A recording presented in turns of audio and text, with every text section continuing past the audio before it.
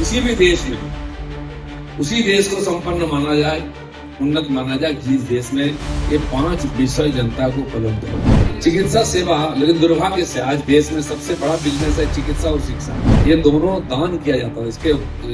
इसके बदले में पैसा लेने की परंपरा हमारे देश में नहीं है। बड़ा हॉस्पिटल मतलब बड़ा खर्चा ऐसा नहीं होना चाहिए, बड़ा सुविधा ये होना चाहिए कि चिकित्सा सेवा लोगों को सहज उपलब्ध हो, इसकी भी चिंता करनी पड़ेगी। बड़ा हॉस्पिटल मतलब बड़ा खर्चा ऐसा नहीं होना चाहिए, बड़ा सुविधा ये होना चाहिए। हमारे देश की परंपरा रही है चिकित्सा और शिक्षा, ये दोनों दान किया जाता है। इसके बदले में पैसा लेने की परंपरा हमारे देश में नहीं है। सुश्रुत से लेके चरक से लेकर के हम वहां भी जानते थे, लक्ष्मण को जब शक्तिशाली लगा, जो हनुमान जी गए थे सुसेन के पास और वो आने के तैयार नहीं, उनको उठा के भी लाए थे, लेकिन उनके पास वो अपना देश अपने राजा की बात बोले, लेकिन बाद में चिकित्सक का जो धर्म होता है सबको स्वस्थ करना, उसी आधार पर उनको लाया गया, उनको स्वस्थता मिली। इसलिए चिकित्सा सेवा, लेकिन दुर्भाग्य से आज देश में सबसे बड़ा बिजनेस है चिकित्सा और शिक्षा। बड़े बड़े institute, college, university, management college, engineering college और उसी प्रकार बड़ा बड़ा हॉस्पिटल, ये सबसे बड़ा खर्चा वहां होता है, सबसे बड़ा बिजनेस है। इस कंपनी के पास कितने हॉस्पिटल है, इस कंपनी के पास कितने कॉलेज स्कूल है। हम मानते हैं कि वो बहुत बड़ा सेवा कर रहे हैं, ऐसा नहीं, बहुत बड़ा बिजनेसमैन नहीं है। ये दोनों का तालमेल रखना चाहिए। लोगों का क्षमता के अंदर उसको सुविधा मिलनी चाहिए, शिक्षा क्या बोले आपको, चिकित्सा मिलना चाहिए और शिक्षा मिलना चाहिए। तो आप लोग सारे मेडिकल साइंस से जुड़े हुए हैं, चिकित्सा सेवा से जुड़े हुए हैं। इस बात को मेरा निवेदन है कि इसको भी ध्यान में रखिए। विशेषकर हमारे बंगाल जैसा गरीब प्रदेश है, जो बंगाल के विदेश को लीड करता था, संपन्न प्रदेश था, इस सबसे गरीब प्रदेश में से गिना जाता है। और बहुत सारा सबसे बड़ा समस्या चिकित्सा सेवा में है।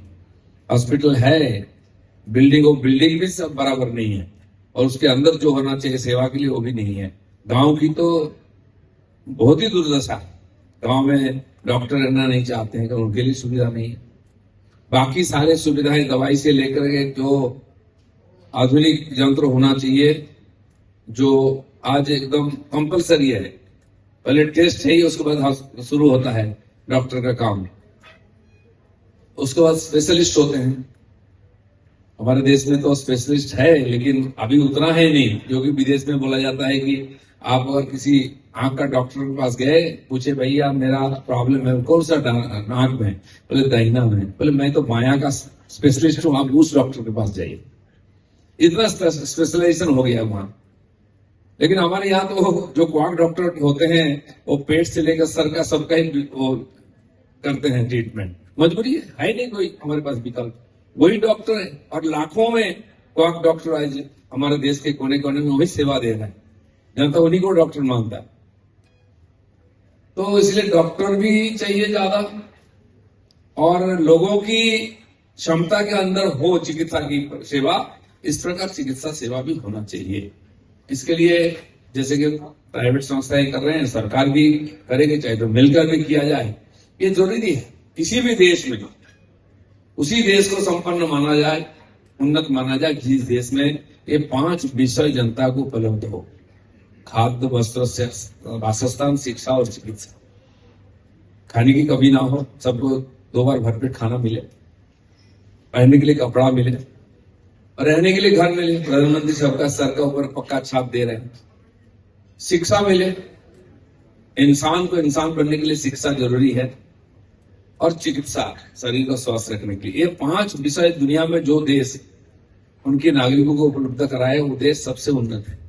शायद ही कुछ देश होंगे दुनिया में जो इन्होंने सारा कुछ उपलब्ध कराया लोगों को, और वो भी बहुत छोटे छोटे देश, जिनका जीडीपी, जिनका लाइफस्टाइल, जिनका जीवन स्तर देखते हैं, नाम आता है तो लाखों में जनसंख्या उस देश में।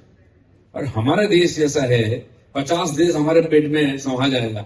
ऐसे देश के सारे लोगों को, 140 करोड़ लोगों को ये सारी सुविधाएं उपलब्ध कराना बहुत बड़ा चुनौती है। और चुनौती है इसलिए हम नहीं करेंगे ऐसा भी नहीं, करना है। आज 81 करोड़ लोगों को 6 साल से फ्री में राशन दिया जाता है। कभी कल्पना नहीं किया था हम लोगों ने। करोड़ों लोगों को घर दे दिए सरकार ने, शौचालय दिया है, स्टाइपेंड दे रहे हैं, मिड डे मील दिया जा रहा है। यही गरीब देश हमारे गरीब नागरिकों को दिया जा रहा है। और उसका परिणाम क्या हुआ? हमारे प्राइम मिनिस्टर माननीय मोदी जब चीफ मिनिस्टर प्राइम मिनिस्टर बने, लगभग 30 करोड़ लोग अति दरिद्र सीमा के नीचे थे।